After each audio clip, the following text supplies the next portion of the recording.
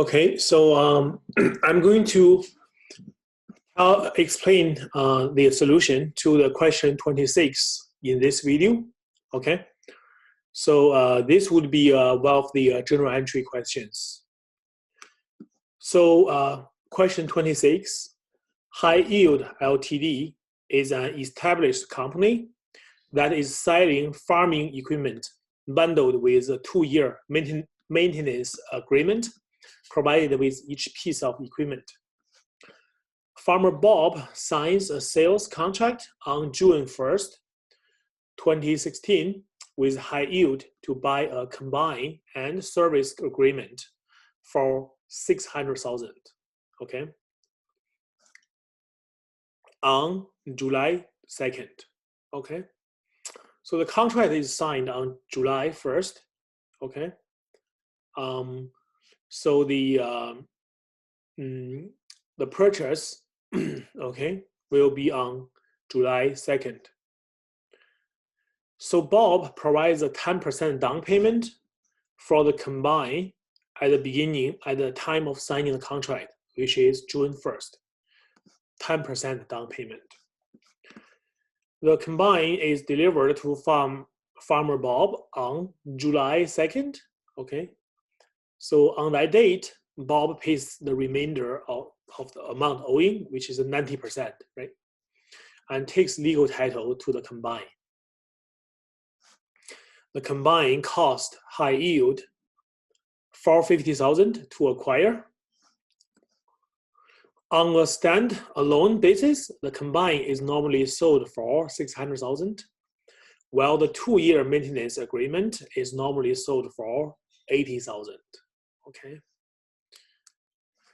Okay, so first question, explicitly apply the revenue recognition criteria using the contract-based approach to revenue recognition to recommend when High Yield should recognize revenue. You may have revenue recognition at multiple top points in time. Okay, so this approach, there are 5 steps. First, identify contract. Is there a contract between High Yield and the Bob?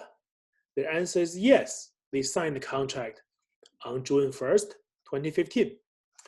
Step 2, identify separate performance obligations. There are 2 obligations. First, you need to combine the machine to the Farmer Bob's. Second, okay, you are going to provide maintenance service over the next 2 years. That is the 2 performance obligations. What is the overall transaction price? Okay, so that will be step 3, and this information is given. Okay, here. Okay, so Farmer Bob have agreement with High Yield to buy a combine and service agreement for, okay, $600,000. So the transaction price, total transaction price is $600,000.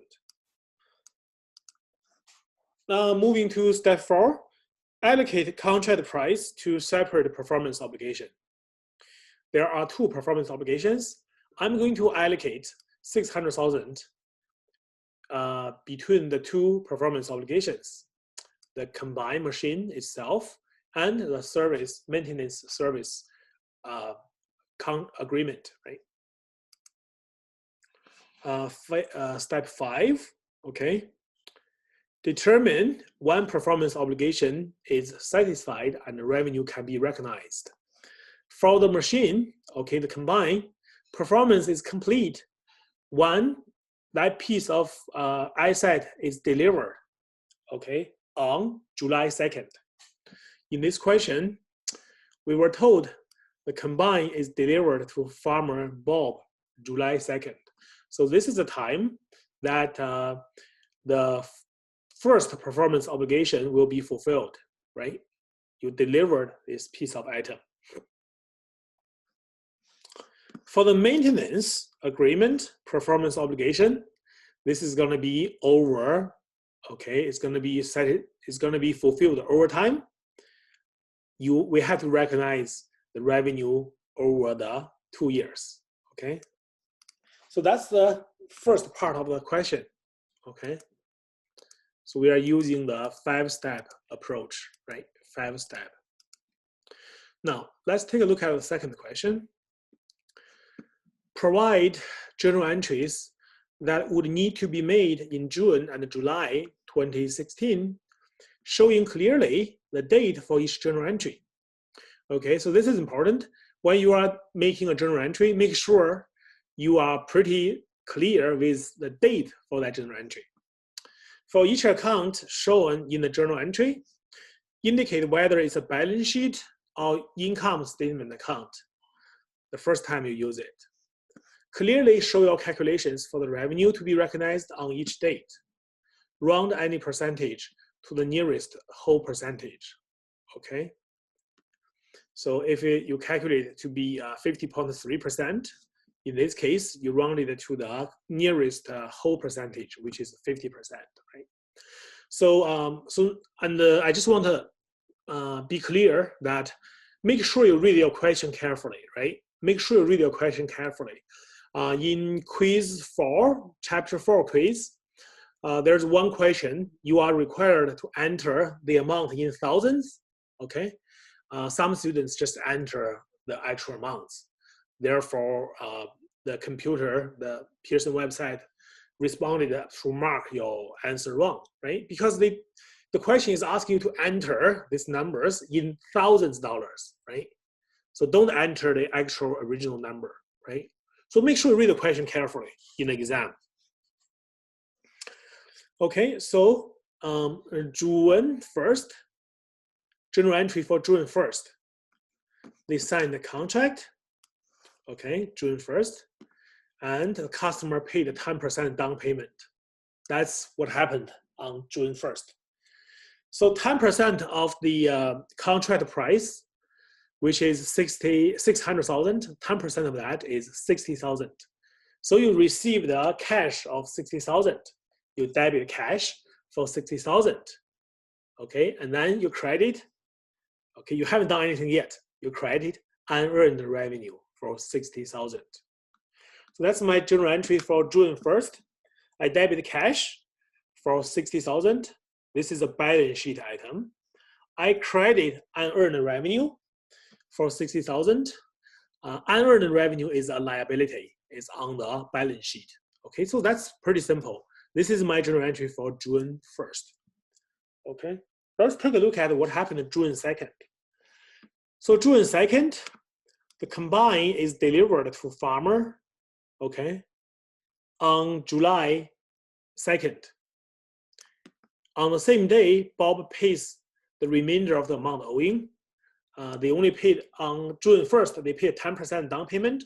So now they are going to pay the remainder 90%. They take the legal title to the combine. Okay, so now we could recognize the revenue for the combine, right? Because the performance obligation is fulfilled as soon as this machine is delivered, right? So in this case, the legal title, the risks and the rewards has been transferred from the high yield to the customer, right? Therefore, you could recognize the revenue. Okay, you could recognize the revenue. How much you can recognize, right? Okay, so the total transaction price is 600,000. Okay, so how much of the 600,000 should be allocated to the revenue of the machine? We are using, according to efforts, we are using the relative standalone selling price, right? Our calculation is based on the relative standalone selling price. So the machine is sold for 600,000 on its own, and the maintenance contract is sold for 80,000 on its own. Okay, so I want to see the proportion, right? The proportion is 600,000. That's the standalone selling price for the machine divided by the total standalone selling price, which is machine 600,000 plus service agreement 80,000. So in total, that is 680,000. So now I take the ratio and I round it to the nearest to the percentage. So that gives me 88%. Okay. So the combine takes 88% of the revenue. So the total transaction price is 600,000 and times the proportion, 88%, we get the revenue should be 528,000. Okay, so let's take a look at the journal entry. So you received cash. I like to go with cash first. This is the easiest account, right? So the customer paid high yield 90% of the remainder, right? Sorry, paid the remainder, which is the 90% of the transaction price. 600,000 times 90%, that is 540,000. So you debit cash for 540,000. And how much revenue do you recognize? You recognized sales revenue for 528. This is this number, right? 528,000. We calculate this number based on the proportion of the relative standalone selling price of the machine. Okay, and then you transfer the machine to the customer. Your inventory level goes down by the cost. The cost is the combined cost is 450,000. So you credit your credit inventory for 450,000. Okay. So the total revenue is the total transaction price, which is 600,000. So here you recognized 528,000. Okay. So the unearned balance should be 72,000. So together, these two numbers equals 600,000. Okay. The cost of goods sold, that is equal to inventory. Okay, 450. The cash you received, that's 540,000, right? The 90% of the transaction price. The unearned revenue, okay. Again, the unearned revenue, the ending balance should be 72,000, okay.